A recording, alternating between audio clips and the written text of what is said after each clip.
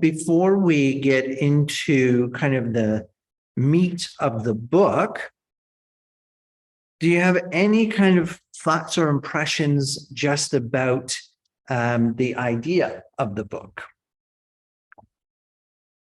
General impressions. This is clearly different than a storybook. He's not writing it necessarily as persuasive speech, as something like maybe a Mere Christianity or a Screw Tape. I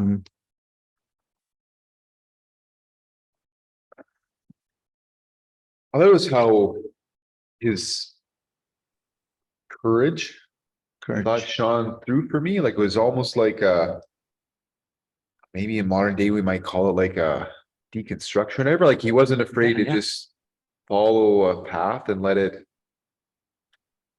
go dark. And even many of us are like, kind of saying the wrong thing. Are you allowed to say that? Like right. Supposed to say that? That's not the right answer. Right. Yeah. Yes. So the gloves are off. Yeah. Nothing's verboten. Yeah. Yeah. It's good. Courage. Having lost a husband myself, I was just overwhelmed with how I connected. Okay. So you connected so strongly. Okay. There were a couple of little things. When he says grief was like fear, I didn't experience that.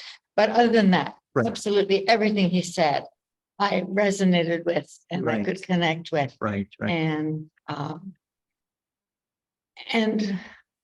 for once, he doesn't have all the answers. Right. Which is much more my style. Right. So we should, you raise a good point, and we should keep that in mind as we're reading. This is not written as something for public consumption. He's talking about himself. This is for himself. And so when he makes statements, even though they might sound kind of total, we can add the phrase for Lewis, right? Grief is like fear for me, he is basically saying, because he's writing of himself, right? So that is good, not to then take this and say, grief is like fear for everybody. But it could help us make sense if somebody says, I just feel like I'm afraid all the time. Well, this may be grief is like fear for you. Good. Other thoughts, impressions?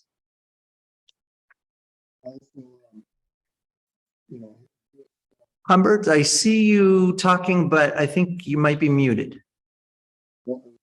How's that? There, that's better. Good stuff. I was very impressed that he was, for a guy his caliber, that he was so honest. Okay.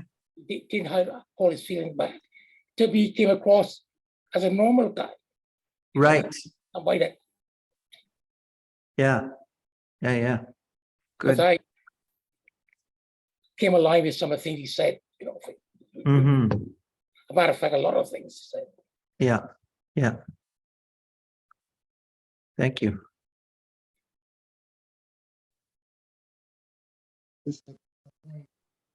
Okay, Bob, I can see you're talking, but I think you might be too far from your mic.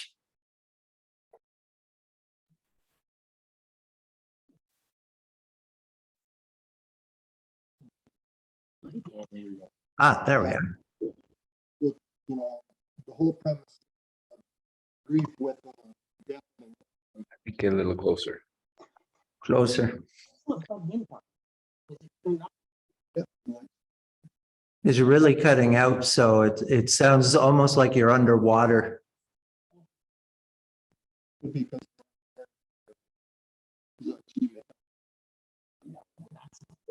well,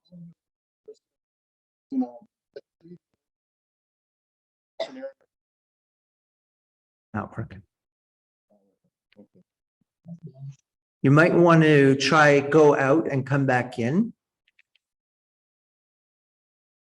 Or are you using a mic?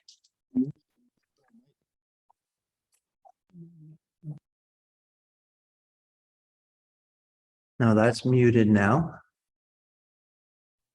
That's unmuted. Can you hear me at all now? That's better. Yes. I was just gonna say, for me, I think when I'm reading these kinds of things, grief can also be situations in life, take, family members, that troubling or unhappy, or kids not. So that's grief. Okay, so that continued to just cut in and out. So we got part of the words and Jalen has the solution. Well, I don't know. I'm trying to remember the last time you guys cut out like this at small group. I just went and asked Rick and he said you have to be, we had you make sure that you were right directly with the computer and up real close, like right in front of it. It seemed like when he was off to the side, he cut out more. Oh, okay. Oh, so there's a device here. So maybe the device is failing.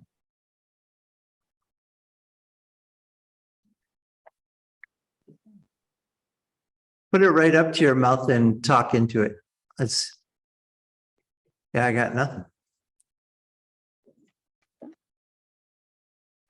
There's the cable. Yeah, plug that cable in. That's gonna help.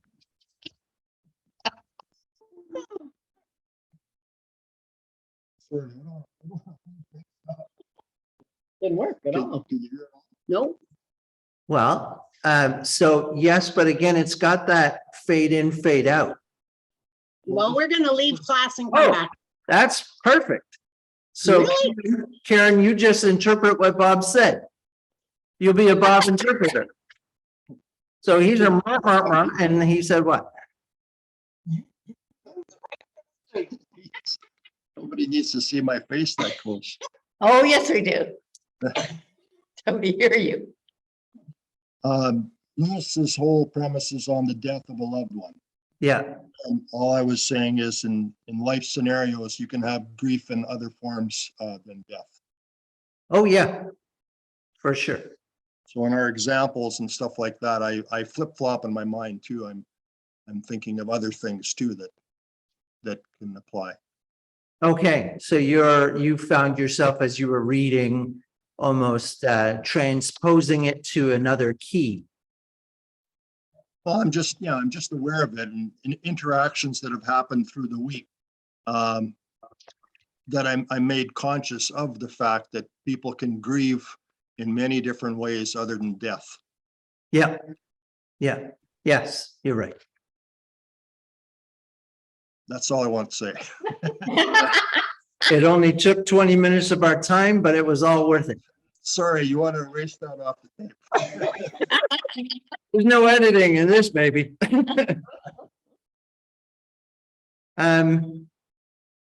So I purposely didn't make notes, and I don't want the experience of trying to pull teeth. So there's lots in the chapters.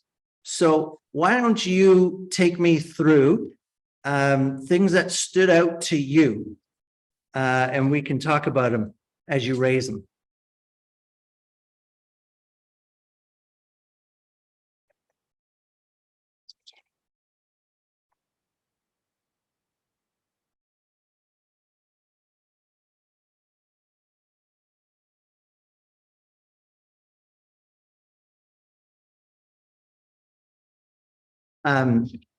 One of the things that stood out to me as accurate is the physical dimension, the fluttering of the stomach, restlessness, the yawning and the swallowing. I've done counseling, and that's one of the things that I've experienced is yawning, and just kind of unpacking things. So I was able to relate to that, the physicality of what he's experiencing. Yeah, the other thing that really struck me when I read it was when he talks about being numb. Okay, yeah, I remember when my mom died, I was in a fog Right. and just barely going through the motions yeah, for quite a while. yeah. And I think the difference, I mean, I've lost other people too, but that was, I guess, for me, the first major loss. Yeah, And I had to take care of everything. right. Although she had done a lot of the funeral planning and all of that. Thank you. Yeah, I can't imagine if she hadn't, how awful it would have, how worse it would have been. Yes, yes, So, because you're just like numb, and it's hard to believe the world's still going on. right, right. Thank you. Yeah, I had a best friend from like basically grade 7 on to grade 12 take his life Oh. the year of grade Oh. 12. Oh, And like he was like my best friend, like every Friday we hung out and everything. Wow.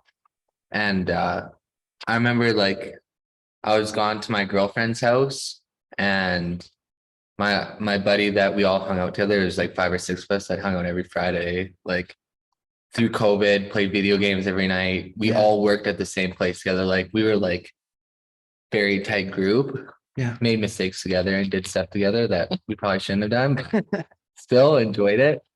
But I remember seeing the text, and it felt like the whole world should have just stopped for him, and it didn't. Right. And it was like, yeah, the numbness, and like every day for the next like rest of that year, it felt like I was waiting for his blue Civic to show up in the parking lot, and like Right. it's hard to believe in like that numbness. Yeah, Yeah. it's hard. So that kind of that surreal feeling Yeah, that this is all still here, but he's not. yeah. Like Yeah. we all still go to high school, but he's not, and it's a weird thought. Yes. I remember for myself, when my mama, my dad's mother, passed, I did okay. I wasn't asked to do the funeral, but I did say a few words, and I did help with the interment and that kind of thing. And I was all right. The moment that caught me by surprise, and it's kind of like missing the bottom stair when you're going downstairs and suddenly confronted with something, was Omama phoned on everybody's birthday, usually before school. So it was Island's birthday was coming up next. She had passed in September, and Island is in December. And I was just doing laundry, and for whatever reason, I had the thought, Omama should be calling in a few minutes. And then it just went, nope, she won't ever make that call again. And it was just so sudden, like it just jumped out at me. It was just so surprising. Yeah.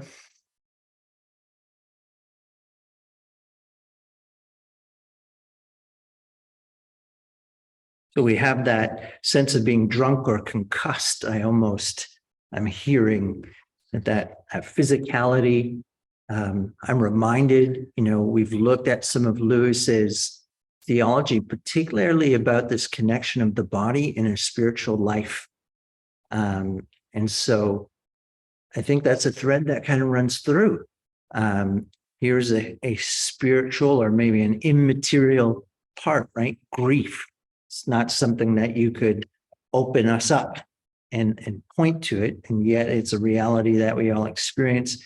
And it has a relationship to our physicalness, like you're drunk, like you're concussed, like you're numb, you're in a fog, you're yawning, all that kind of stuff. I think there's some continuity, a blanket between me and the world.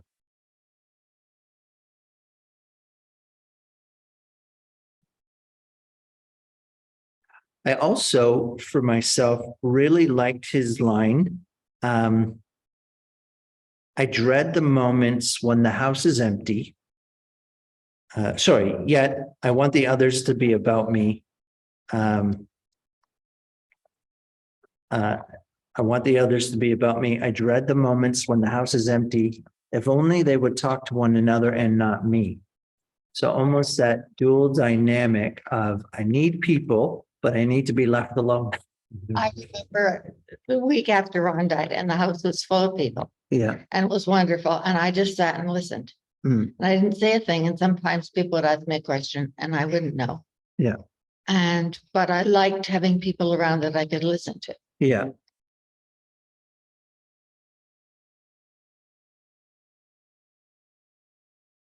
I don't remember. Ron died in October and I don't remember anything until the following spring. Mm. I know I was there because we took some pictures. Yeah. But I don't have it. I have not a memory of it. Yeah. Yeah. Yeah.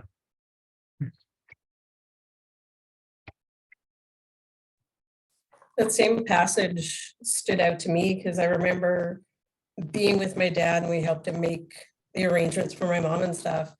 And we kept staying, he was enjoying everybody's company, but I remember us having a conversation at the table and him saying, you know, Jalen, I'm eventually gonna have to be on my own and face my house on the own. So he says, and you can't feel guilty about going back home. He says, because that's reality. So it was, he enjoyed us being there, but he was also facing that fact that even though I'm not gonna like this quiet house, I'm gonna have to deal with it. Right. So, Right. I've never had a quiet house. No, and I love it. Yeah. But at that time, David and Sarah and the kids and 3 cats and 3 dogs all lived there. So I kind of started that one. Give me something that stood out to you. And if I have to assign people to speak next, I will. Well, I want to speak, but I can't find it, which is frustrating me, where he talks about feeling abandoned by God in death. Okay. And he talks about Jesus feeling abandoned by God. Okay. And forsaken. Yeah. And I certainly connected with that. It wasn't that I, as he said, I stopped believing in God. I just couldn't connect with him. Right. And that was a really, really, and I remember thinking, this is awful. I'm not praying. I should be praying. And I'm thinking, well, I'm not going to pray. I don't want to pray. But that same sensation that God was still around, but wasn't anything that was going to be any help to me right then. Right. Right. And I think that's the weirdest feeling.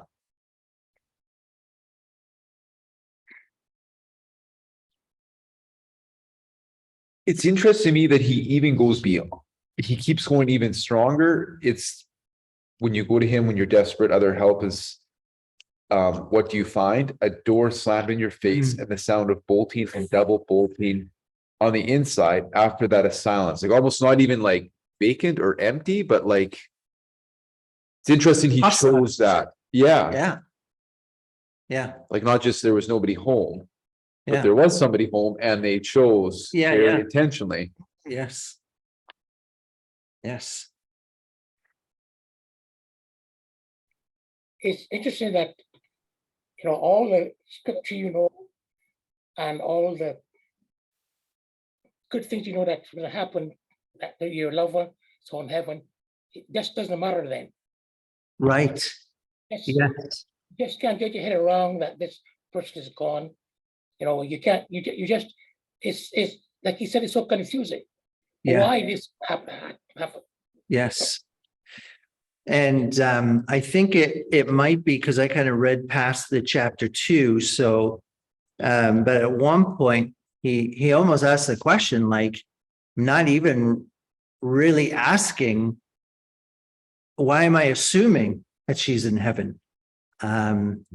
There's stuff about purgatory, like everything is just on the table here. Like it's just so raw and honest.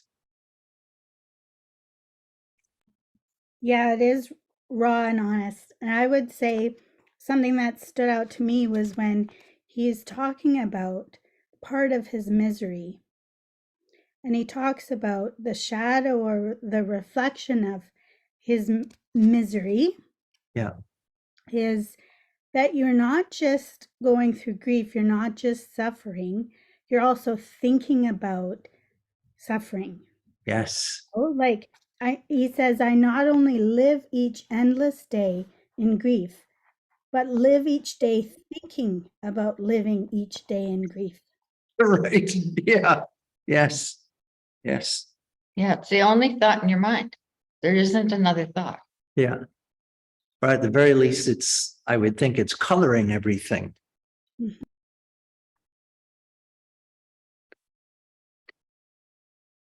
I liked, I like that he's still able to check himself. So it's page 2, second paragraph in my book. But he says, but the bath of self-pity, the wallow, the loathsome, sticky, sweet pleasure of indulging in it, that disgusts me. And even while I'm doing it, I know it leads me to misrepresent H herself. Give that mood its head, and in a few minutes I shall have substituted for the real woman a mere doll to be blubbered over. Thank God the memory of her is still too strong. Will it always be too strong to let me get away with it? And so there's that same self-reflective quality that Natasha was just talking about, that he's able to say, okay, so I'm really enjoying this. I'm really getting into this, but then I also run the risk of making a caricature. And so there I saw us back to the screw tape letters, where all action happens in the fantasy, happens for the fantasy person. And so I'm seeing that in the same way as sensuality, it's also happening in his grief to push action into the fantasy. And so we actually are not grieving over the real woman, or that's the risk, but grieving over a doll of her because we want to indulge the grief. I thought that was interesting and insightful. One of the paragraphs that hit me is, it's hard to have patience with people who say there is no death or death doesn't matter. There is death, and whatever is matters. And whatever happens has consequences, and they are irrevocable and irreversible. You might as well say that birth doesn't matter. Right. That kind of struck me because that, I think, I find I struggle when, and we've had a lot of loss around us lately, to know what to say to people. And especially other Christians, we're tempted to say, well, he's, she, they're with God now, it's all okay. And as if the death didn't matter. Right. And so that really struck me, that Yes. does matter. Yes. And being with God doesn't neutralize the pain. No. And I think sometimes maybe we offer that to each other because we're uncomfortable holding each other in pain. We just want everybody to be okay in our culture, right? And so we use heaven as almost a quick fix, get through your grief because they're in this great place. So you can just get back to normal so that I feel okay. Yes. Yeah. Yeah. Yeah, that one verse of Paul's kind of gets weaponized. Right. Yeah. Yes. Yeah. And then we are actually using it as a judgment tool, right? Or are you grieving as one without hope? Oh, gee, sorry. I guess I'll just smile for you. Oh, I think I found your paragraph, Mom. It's on page 4 of mine. It says, meanwhile, where is God?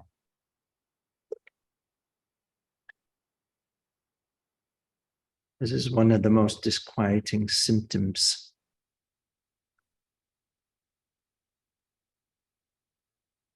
when you are happy, so happy that you have no sense of needing him, so happy that you are tempted to feel his claims upon you as an interruption.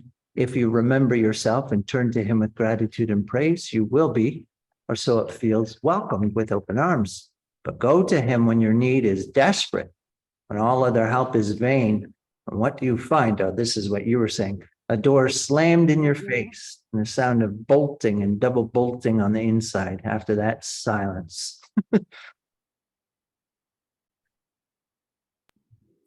Pretty sure this is what my brother is experiencing. Right. Yeah, I had that same kind of thought of Uncle Rob, who lost his wife Sharon last year. And he's angry. He described actually after the funeral to my mom and I on the phone. He said, you pray and you pray, and it doesn't matter. Doesn't matter. Nothing happens. There are no lights in the window.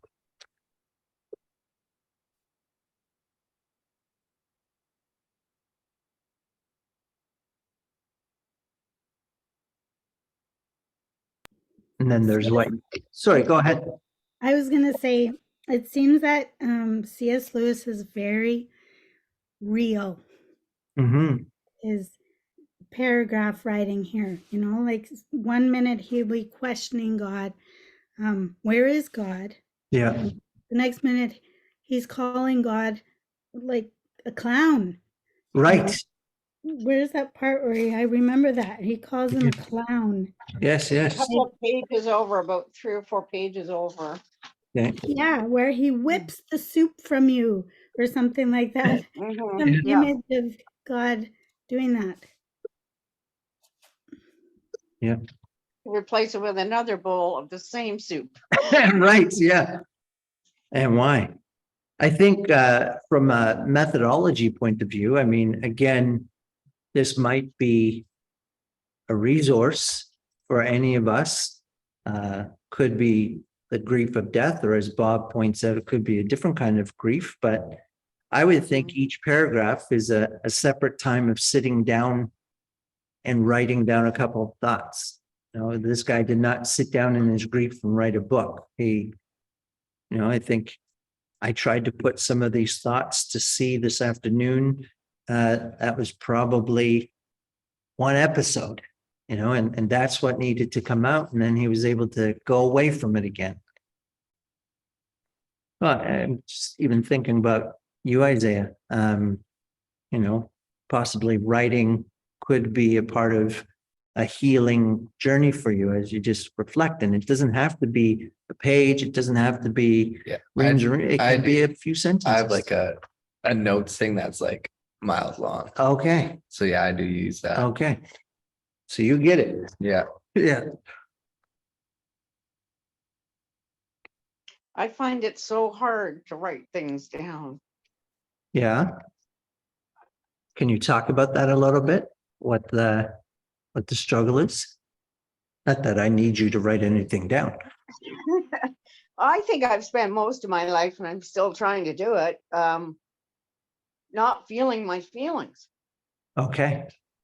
And because it's too hard. Right. So to actually take pen to paper is to confront something that is real. Yeah. Yeah. Terrifying prospect. But I'm going to do it. Or try. Yeah. Yeah. Well, and it's certainly not a one size fits all, right? We're all differently abled. And so, maybe for you, it's conversation.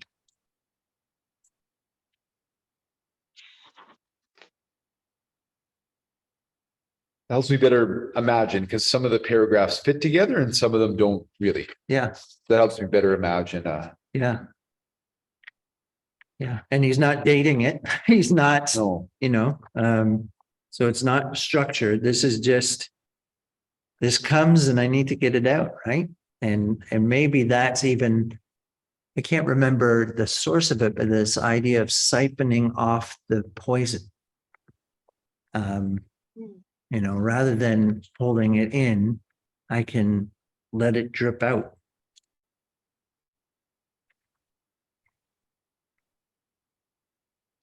I think the other thing that struck me too, he talks about, and this separation, I suppose, waits for all. I've been thinking of H and myself as peculiarly unfortunate in being torn apart, but presumably all lovers are.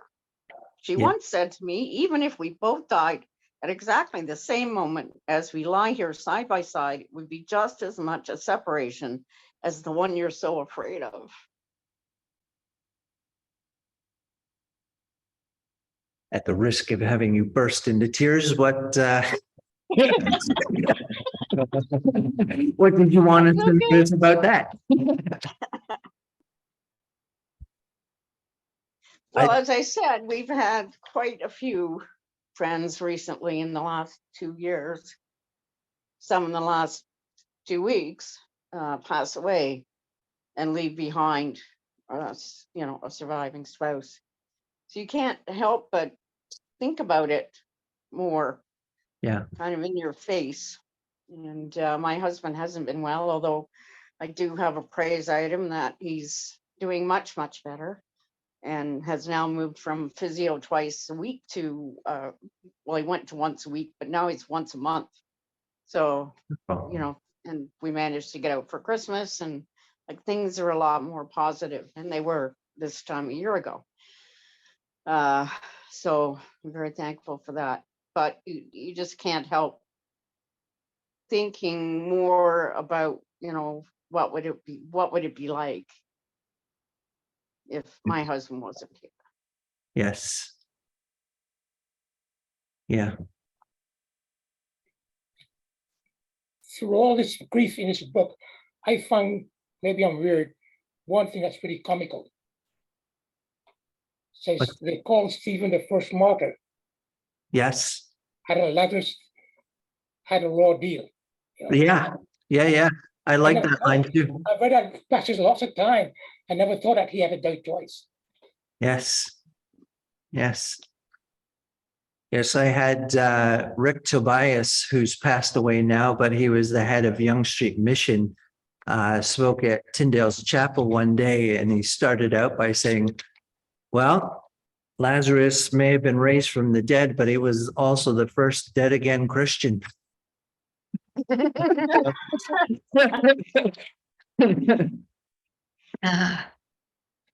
I liked, and there's probably a pattern to it, that this reflectiveness, I like the self-examination side of it. So this is on page 8 for me, keeping promises to the debt or to anyone else is very well, but I begin to see that respect for the wishes of the dead is a trap. Yesterday, I stopped myself only in time from saying about some trifle, H wouldn't have liked that. This is unfair to the others. I should soon be using what H would have liked as an instrument of domestic tyranny, with her supposed likings becoming a thinner and thinner disguise for my own.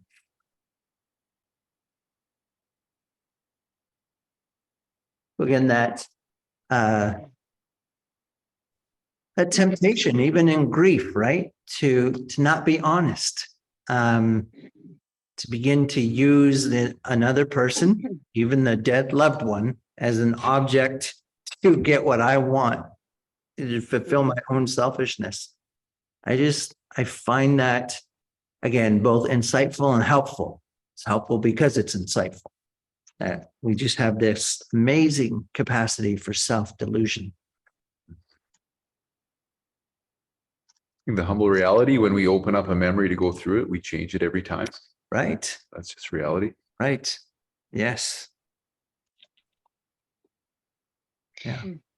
And there's this whole thing. Along the way somewhere, I got very resentful of Ron because people kept saying to me, well, he's with the Lord now. Isn't this going to be lovely? And I kept thinking, yeah, he's with the Lord and I'm stuck here. That is no help. And just really resenting that he was with the Lord. Right. And I was the one that was stuck feeling rotten every single minute of every single day. Right. That he was presumably just having a great old time. So almost abandoned you when you Yes. needed him most. Yeah, and he and God are having a good old, wander in the park together. Right, And I'm down here feeling like death warmed over. right. In your own hell. Yes, in my own health. Yeah, I did have the odd moment when I did think I'm glad Ron's not the one going through. okay, I could pull myself out to be glad that I hadn't died first. right. But that was pretty self most of the time. And the thing is, you're totally immersed in yourself Right, and you can't get out of it. right. Like the person's gone. They're fine. Yeah, So there's nothing left but miserable old you, right, whose life has been ruined. right, right. That is the one thing that I was surprised that that didn't bother him, that he wasn't mad at his wife for dying. Right, Because lots of people, including me, some dumb reason, you blame her. You okay, blame- yes, It doesn't make any sense. yes. Yeah. But I think that's one of the wonderful things that we've learned from a psychology point of view, that grief doesn't need to make sense. We just have to take it as it comes, right? And I think maybe even that's something that Carol was saying she appreciated about this writing of Lewis, that it's not so guarded, so analytical. It allows itself to just be. Which again is a really important resource. Karen, did it look to me like you were going to contribute something? Yes, it did look to me like you were going to contribute something. Now, that may not have been the reality.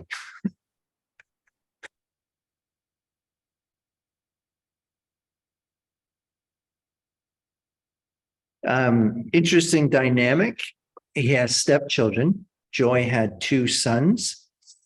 And so he says, I can't talk to the children about her. Mhm. The moment I try, there appears on their faces neither grief nor love, nor fear nor pity, but most fatal of all non-conductors, embarrassment. They look as if I were committing an indecency. They are longing for me to stop. I felt just the same after my own mother's death when my father mentioned her. I can't blame them. It's the way boys are. So there's this isolation. I guess he wants to share this grief with them and they don't want it.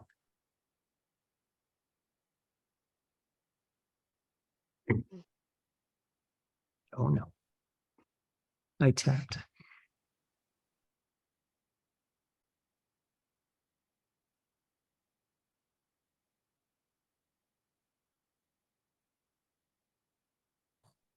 I found it interesting reading the introduction Okay.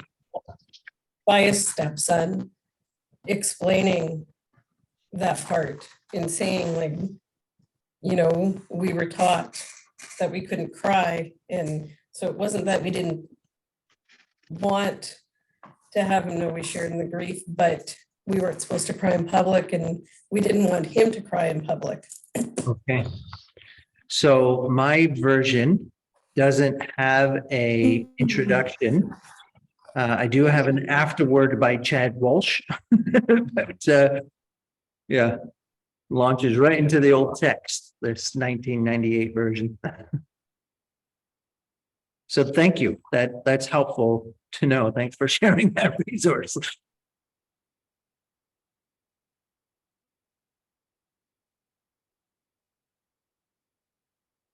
I've experienced that. It connects emotion to shame. And when you Yeah. think about it, there's like no logic to that at all. Right. But I definitely identify it. Yeah. Yeah. I'm sure a public would be or somebody around me. Well, and that might be the man box. That's for those guys. So I'll let them deal with it. Yeah, the man box. And maybe it's not just for men, but I can speak for myself. I was raised by a single mother, but even with the small contact with my dad and the world around me, just taught me guys don't cry. You know, if you lose a limb, you know, take a minute, shed a tear, then move on, kind of thing. But yeah, for the most part, to blubber, to be out of control, was just not manly. So yeah, I get it. And Sense he of- presumes that it's because they're boys that they're embarrassed. Right. Yeah. Right. And I mean, they are boys and he was a boy. Yeah. So maybe that's all the experience he has, right? Mhm. And we have seen, he certainly has a sense of who and what a girl is compared to who and what a boy is. So this may be a furtherance of that. Yeah.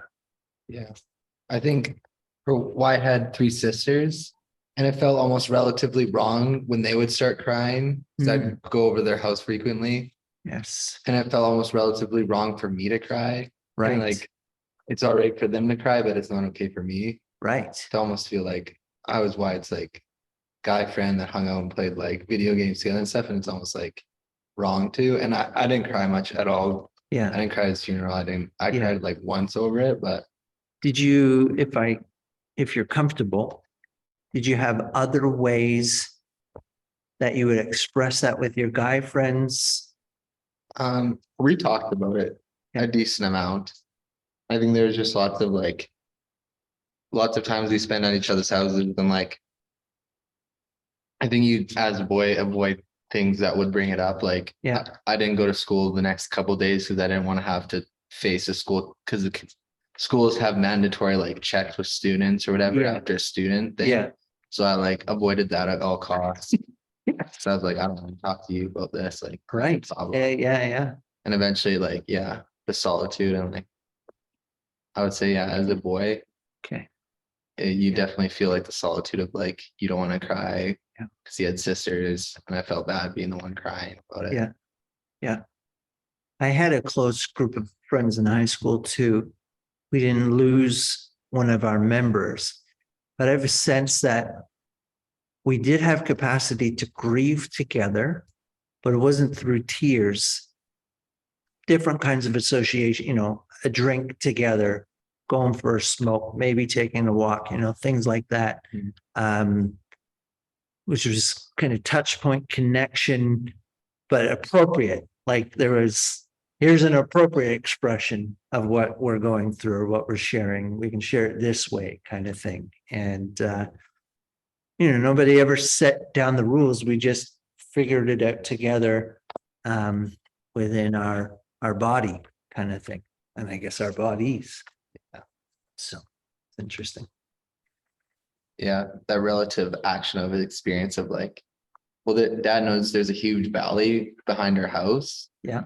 And we used to do this thing where we'd like watch horror movie or play horror games and like go out in the middle of the night at like 1 a.m. and walk down this big dark valley. And dad knows at night it gets like misty and like really eerie, like and just like big hound at the Baskervilles. and like it was just one of those experiences that, like that's how we experienced it together. Like Okay. doing things like that Okay. together. Yeah. Yeah. Well, thanks for sharing that. Appreciate it. Everybody. Bob, you're Thanks. getting close. Just gonna give a testimony to.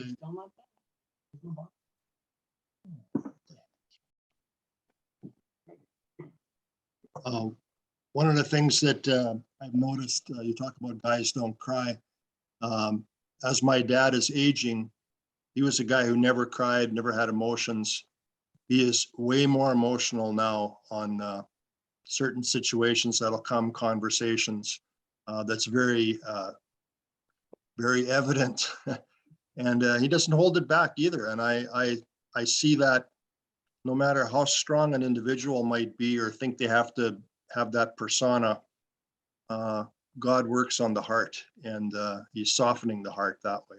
And emotions come out then, and that's a good thing. So if Yeah. you do see people that are so strong and you think, oh, they're not getting it, there's an undercurrent. I'm sure God's working on their heart, and eventually you do see a change then.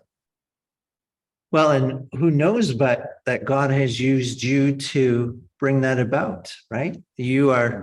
I find I am a different kind of man than my father was. And in some ways, by by saying, no, I'm not going to play by those rules, I'm going to be this, that gave my dad permission to be different himself.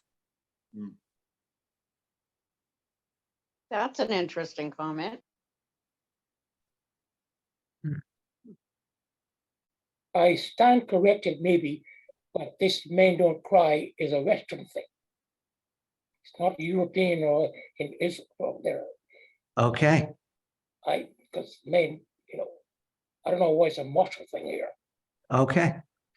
And I'm kind of rewatching like the series Downton Abbey, and that seems to be part of the package for men in that show, in that time period that the stiff upper lip, take it on the chin kind of thing. A few tears to wipe away is fine, but to really lose it is maybe Beneath them. womanish. I don't think it is. I'm commenting on the social reality that I'm seeing.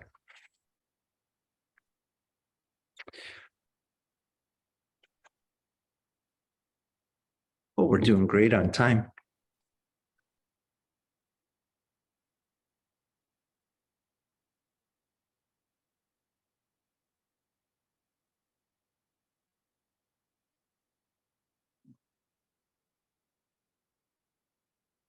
So he has some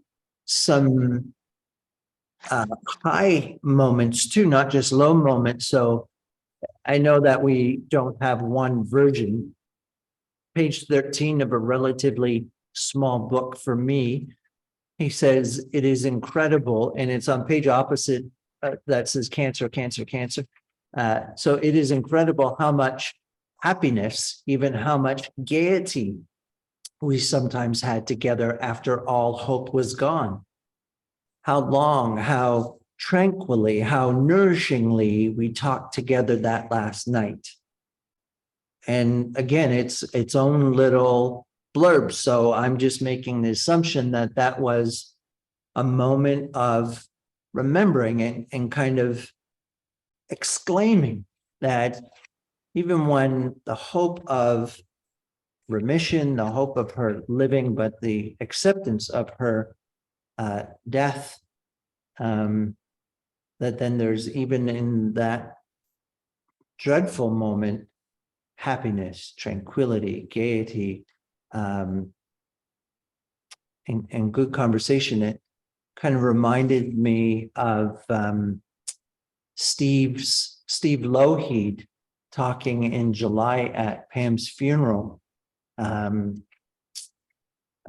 just talking about their connection through this and the way she almost gave strength to him and to the family, and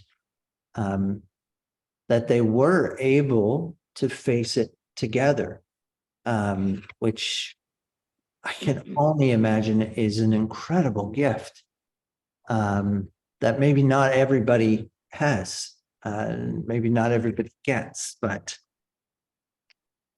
again, interesting that there are some high moments in this too.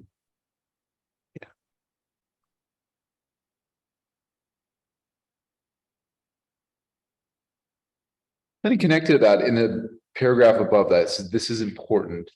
One never meets just cancer or war or unhappiness or happiness. One only meets each hour or the moment as it comes. Mhm. It seems like in that, not throughout, like he just lets that moment or thought be it. Like Mhm. I don't sense like a struggling to create structure or Right. framework or Right. connect it all or slot it into its place. Right. It's Yeah, just yeah, like yeah. that. Like there's a good moment. That's it. Yeah. It's good. Yes. And then the next, Yes. but it doesn't have to fit anywhere or No. fix the previous pair. No. It just is. Yeah. And then the Yeah. next will be the And next. both can live in tension. Yeah. And again, that reminds me of what we know about grief now. When we give advice to people, just Allow yourself to feel what you feel in this moment. If it's a good time with your friends running around in the dark, enjoy that. And if it's a time where you're just swamped by that sense of bereftness, that's okay too, right? So just don't judge yourself in this. Hmm.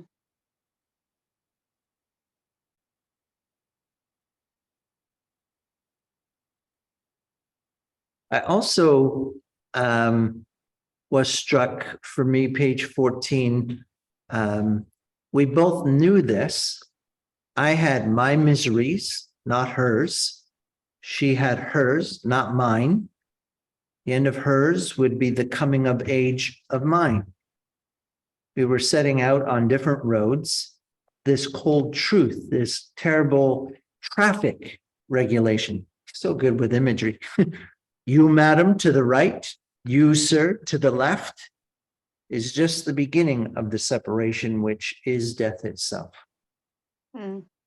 But that sense of they are sharing something, but they are each also having their own unique experience in this process of traffic regulation. It's the whole thing about anticipatory grief. Mhm. So the minute I heard that Ron had dementia, it started. And Hmm. it started to get ready for the fact that somewhere down the road, he was dying of dementia. And he also Mhm. started, but he and I were on two separate, very, very separate tracks. Yeah. And we could talk to each other about them. But I think for each of us, our own track was so strong. It was so important or Mhm. so all encompassing Mhm. that we could listen to the other person talk, but I would like to try and connect with what he was going through facing death. But I was so wrapped up in what I was going to go through Yeah. that it was hard to, and that went on for years. So deep into your own world that while you could understand the description of the other world, you couldn't inhabit it. Yeah. Because I had mine and it was Yeah. so horrible. Yeah. Mhm. So almost maybe then like you were at your max capacity. Yeah. No capacity to take on the other. Mhm. Thank you.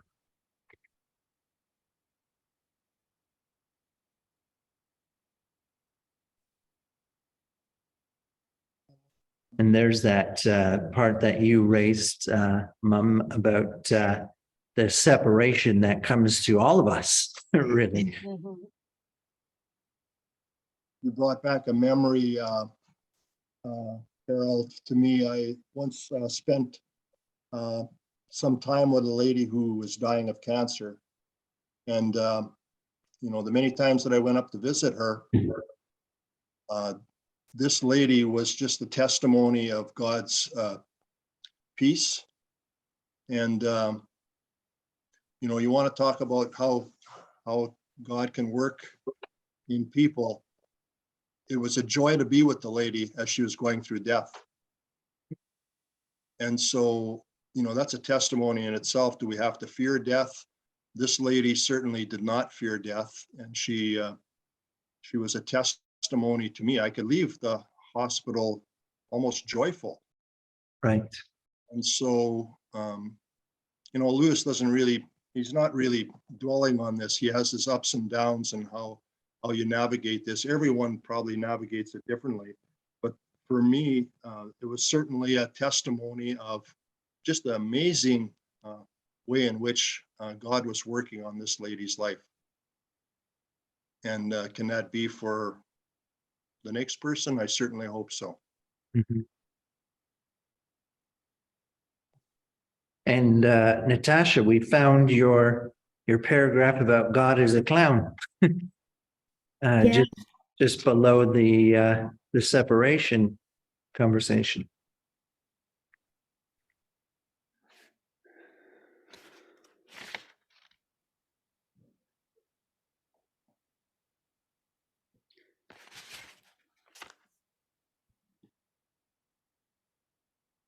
there's this, just at the end of chapter 1, I have no photograph of her that's any good. I cannot even see her face distinctly in my imagination. Yet the odd face of some stranger seen in a crowd this morning may come before me in vivid perfection the moment I close my eyes tonight. No doubt the explanation is simple enough. We have seen the faces of those we know best so variously, from so many angles and so many lights, with so many expressions, waking, sleeping, laughing, crying, eating, talking, thinking, that all the impressions crowd into our memory together and cancel out into a mere blur. But her voice is still vivid, the remembered voice. That can turn me at any moment to a whimpering child.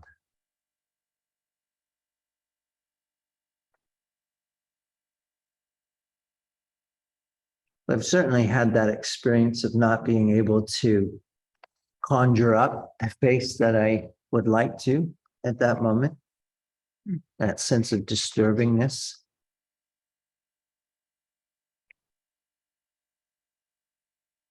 I know I've had one dream where my Omama was there. We were there, just there together, and it was interesting because there was a sense of joy, but I also had the awareness that she was dead and I was alive, and so, but it was almost this meeting between the two worlds, right, where I could actually hold her, and so I embraced her in her smallness, her frailty, continue to be there, her slightness, and just to be able to say through tears, I just miss you so much. And I actually woke up physically crying from my sleep, and that never has happened to me in my life.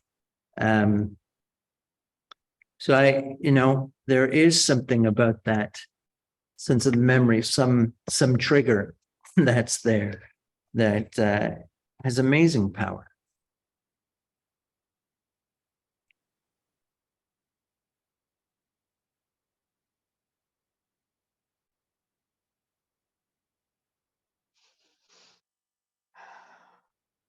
I like the opening of chapter 2. For the first time, I have looked back and read these notes. They appall me. From the way I've been talking, anyone would think that H's death mattered chiefly for its effect on myself. Her point of view seems to have dropped out of sight. Have I forgotten the moment of bitterness when she cried out and there was so much to live for? Happiness had not come to her early in life. 1,000 years of it would not have made her blasé. Her palate for all the joys of sense and intellect and spirit was fresh and unspoiled.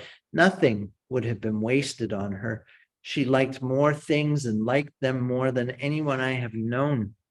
A noble hunger, long unsatisfied, met at last its proper food, and almost instantly the food was snatched away.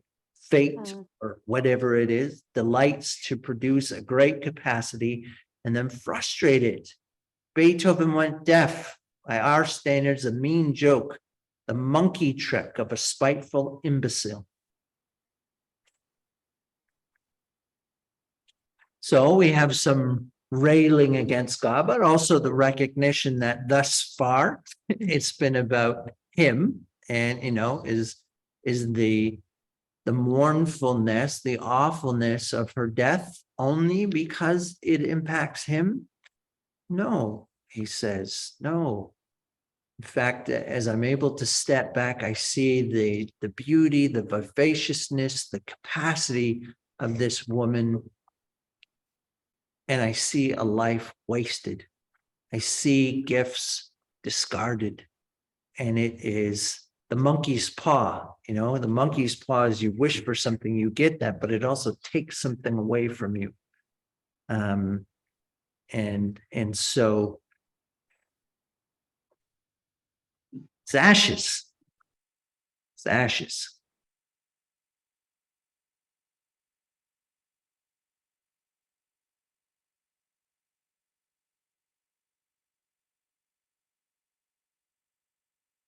But he resolves. I must think more about H and less about myself. But then he goes on to say, all he thinks about is H. Right. That's the only thing he thinks about. Well, we make rules, right? Yeah. We've got a little aphorism. I must think more about H and less about myself. And in the next breath, I'm gonna just shatter that rule. That's a joke. And it's okay. Because both, again, right, in grief, it is what it is. It's both true. The need to think more about her, less about myself, and to think more about me and less about her. I thought it too, that opening paragraph gave a better, was like a catching a glimpse of the immortal, like what he talks about in his other works. Like we don't Yeah. really see the value of the soul, the time Right. frame that we're in. It Yeah, was like he was catching that bigger yeah, picture. yeah. Some mere Christianity in that one. Yeah. Yeah. Good. Good. We're catching the immortal. So in other words, not discarded, not wasted.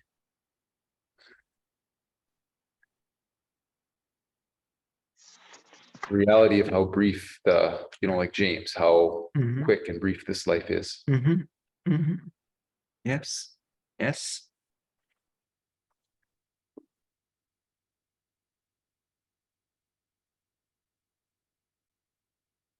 Well, who's itching for a turn? David. Yeah.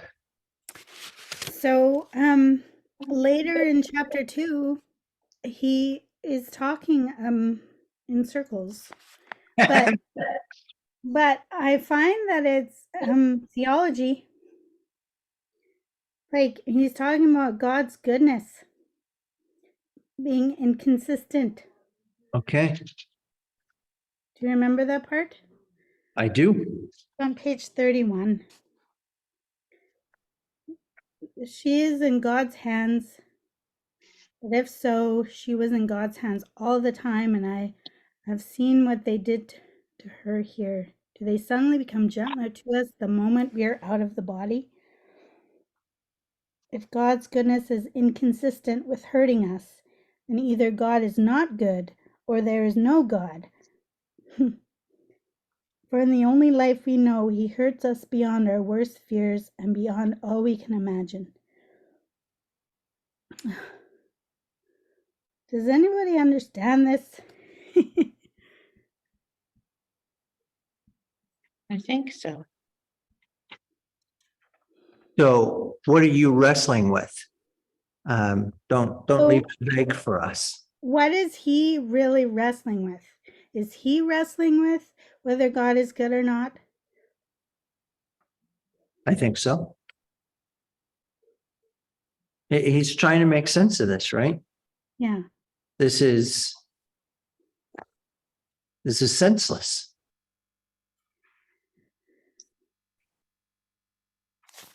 Yeah. And he's trying to reconcile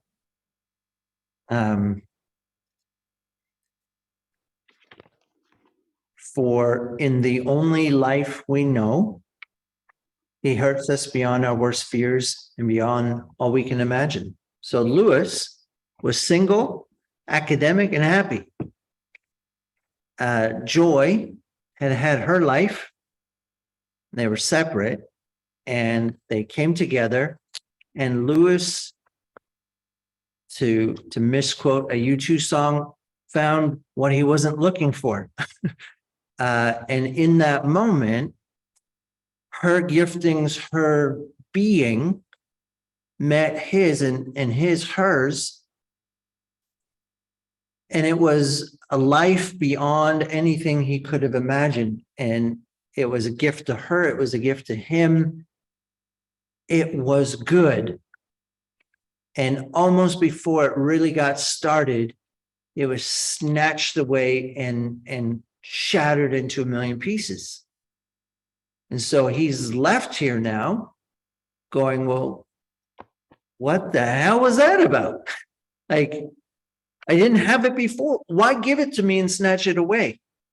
Why allow me a taste and then rip it away? Why do this to her? Why give her this kind of mind, you know? And you watch the movie Shadowlands, which is kind of him working through this grief of meeting her and then losing her. Sir Anthony Hopkins playing Lewis. And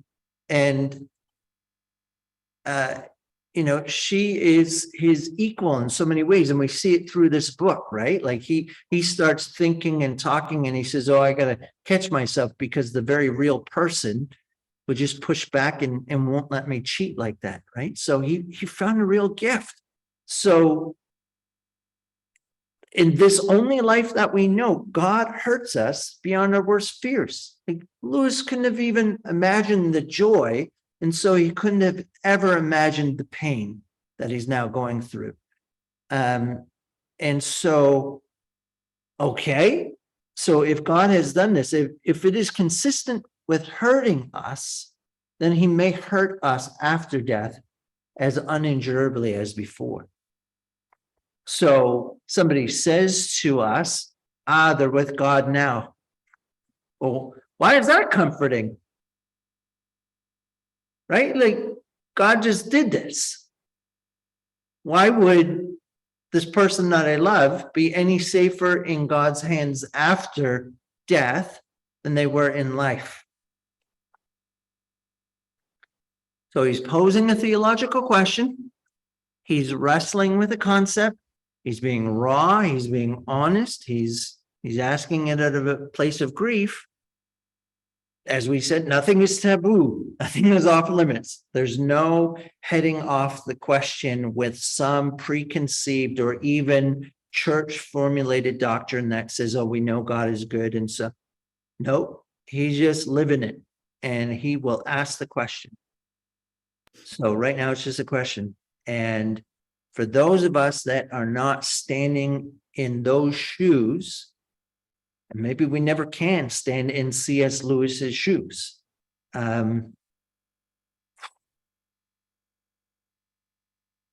This is hard.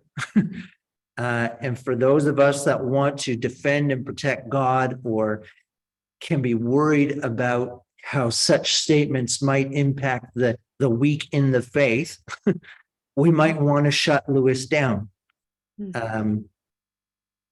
I say we just need to resist that temptation in this moment to not try and flatten out the rough spots.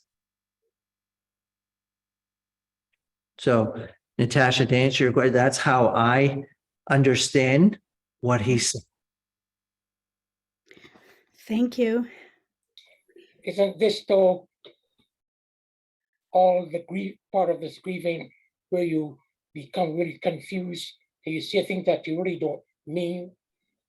You have no idea why you say it, and you start questioning, like trying to be God, questioning God, think that you are above God. It reminds me of Job. Yeah, yes. Yes. You become really confused. Somebody you don't even know what to say. But that's why I say for me, like this guy's really, what came across, he's very honest with his feelings. Yes. Yes. And theologically, in the next paragraph, he kind of ties it together for us. Sometimes it is hard not to say, God forgive God.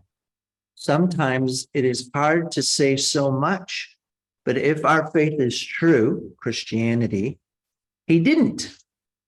He crucified him.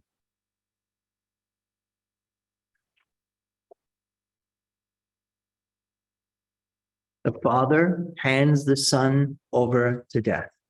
Doesn't rescue him. He doesn't spare him. It's not a sham. It's real. And that is at the very center of our faith. A God that not only allows suffering, but a God that orchestrated suffering.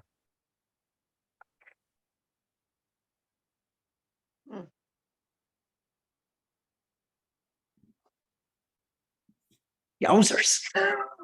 Yeah, like when I think about that word wrestling, Like we're all going to wrestle with grief in this life.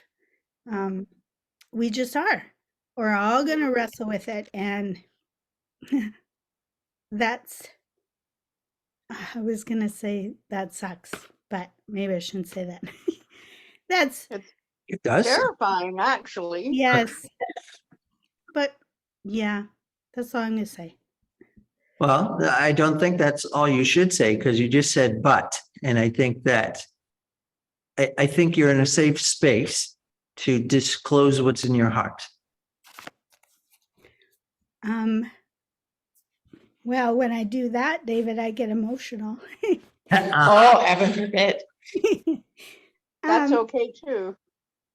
it just, the heart of it, the fact that we're all going to wrestle, that we all are wrestling with it, my heart just breaks for people that are wrestling with it. And just this whole anticipatory grief, like Carol was talking about, Mhm. is it's going to happen. Yeah, And yeah, it is terrifying. yeah. Mhm. Feel like Jaylyn wants to jump in here. I just say I like the fact that he's so raw. And like the first time I read this, I'm pretty sure it was you that got me to read it months after my mom passed away.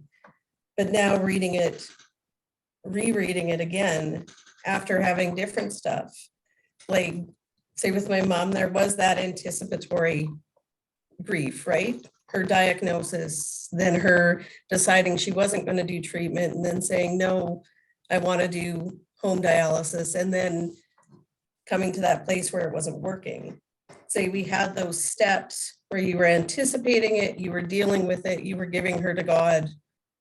But then, say months after I read this, say with our boys and their friend's girlfriend being murdered at Mhm. 16, and say that's actually what was coming up as I was reading it this time, and Oh. how we had to figure out how to walk them through.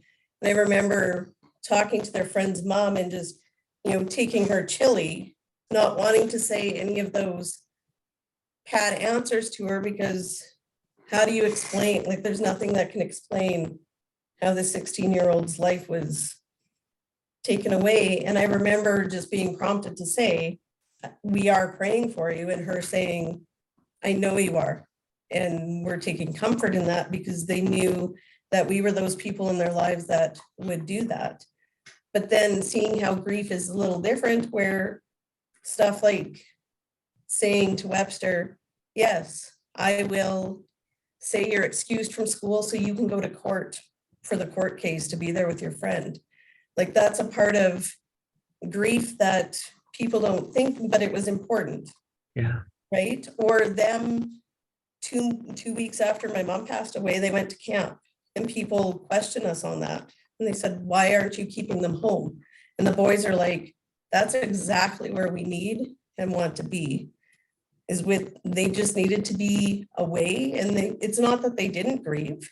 They Mhm. both grieved very differently, but they were with a community that was important to them. We knew they were safe.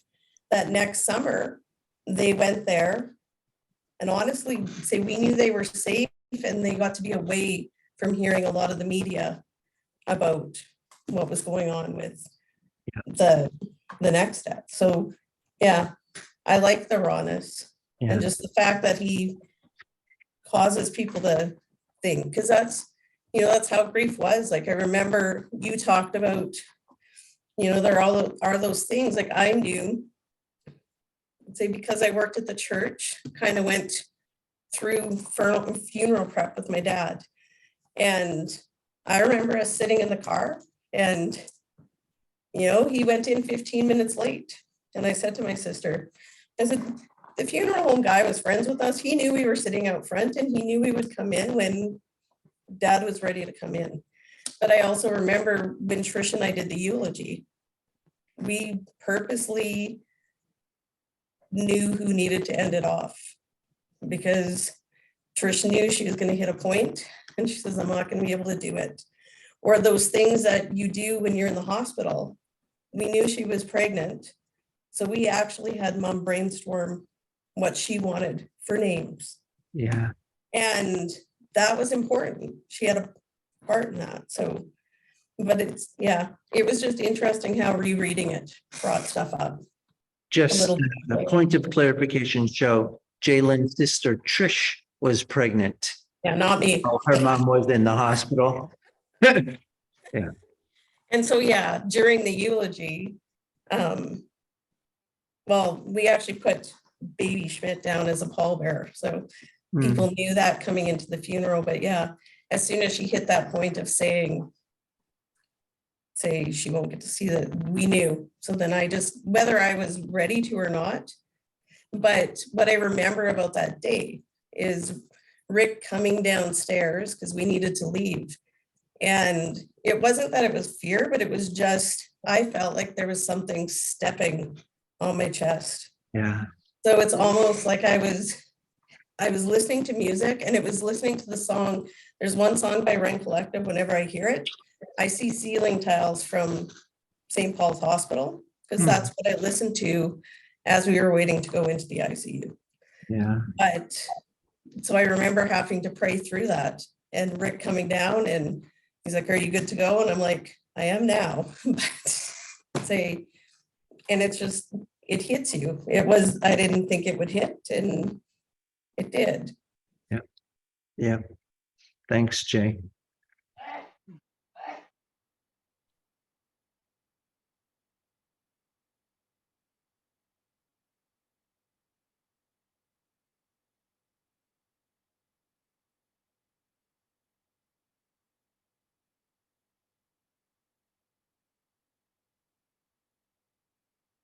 So, Natasha on page 35, and not just Natasha, but I wrote that last night. It was a yell rather than a thought. Let me try it over again. Is it rational to believe in a bad God? Anyway, in a God so bad as all that, the cosmic sadist, the spiteful imbecile. So there's the next moment as well, right? Let's keep reading. Nothing else. It's too anthropomorphic. It's too much like us. When you come to think of it, there's far more anthropomorphic than picturing him as a grave old king with a long beard. That image is a Jungian archetype. It links God with all the wise old kings in the fairy tales, with prophets, sages, magicians. Though it is formally the picture of a man, it suggests something more than humanity. At the very least, it gets in the idea of something older than yourself, something that knows more, something you can't fathom. It preserves mystery. Carol likes that word. Therefore, room for hope. Therefore, room for a dread or awe that needn't be mere fear of mischief from a spiteful potentate. But the picture I was building up last night is simply the picture of a man like SC, who used to sit next to me at dinner and tell me what he'd been doing to the cats that afternoon. Now, a being like SC, however magnified, couldn't invent or create or govern anything. He would set traps and try to bait them, but he'd never have thought of baits like love or laughter or daffodils or a frosty sunset. He make a universe? He couldn't make a joke or a bow or an apology or a friend. So again, we've seen in Lewis a couple of times in his writings. I've talked about it in The Discarded Image. He talks about it in Letters to Malcolm. You know, what does it benefit us, Malcolm, to say God is a live wire? If God is just this thing reacting, this rule, this law, then there's no point appealing to him. He's going to electrocute you no matter what. Same sort of thing here. You know, in this moment where he's able to step back and reflect on what he's said, and do I really believe that? No, I've made that too much like myself in this moment far better to take even an older image like the long white beard, because at least then we have some of that mystery, some of that distance, something that is not just a manufactured intensification of a sadist that I know.